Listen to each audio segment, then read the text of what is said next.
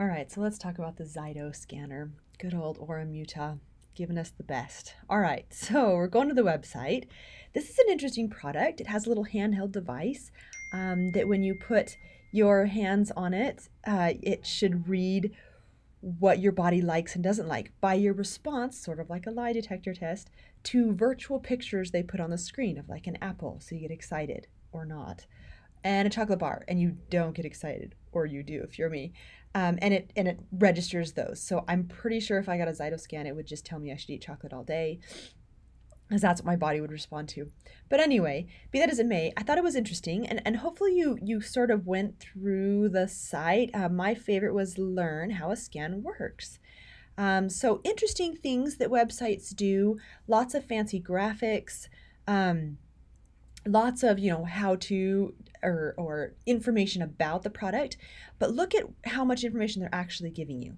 So we're talking one sentence at a time that is very what's the word? They're using very complicated terminology to sort of befuddle the reader. So Zyto technology relies upon an array of biocommunication principles and concepts that provide users with deeper insight and information when making decisions related to health and wellness. So here's the basics. It's using galvanic skin responses like a lie detector test. It's using this cradle handle that is supposed to detect your galvanic skin responses. They're using virtual items, which I'm not exactly sure why they're calling them virtual items. These are just pictures on the computer of foods and things like that. But this is what you need to look out for. So proprietary software. So they're not going to tell you exactly what they're doing. And then biological coherence, what your body's biologically coherent with. I'm not exactly sure what that means. And prioritize responses. So you can see here, there's not a lot of information. And if you look for actual like clinical trials or peer-reviewed studies on this or any kind of data to show that it's reliable or that it's doing something, you'll notice that that's conspicuously missing.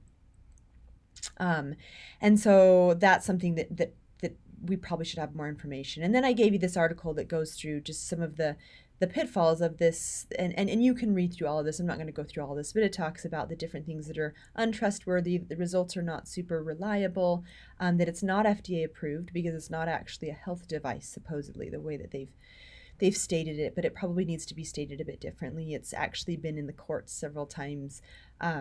So anyway, it's some of these things that these fancy websites do to try to claim something when they don't actually have any information for you that's reliable or peer reviewed. So that's the Zyto scanner.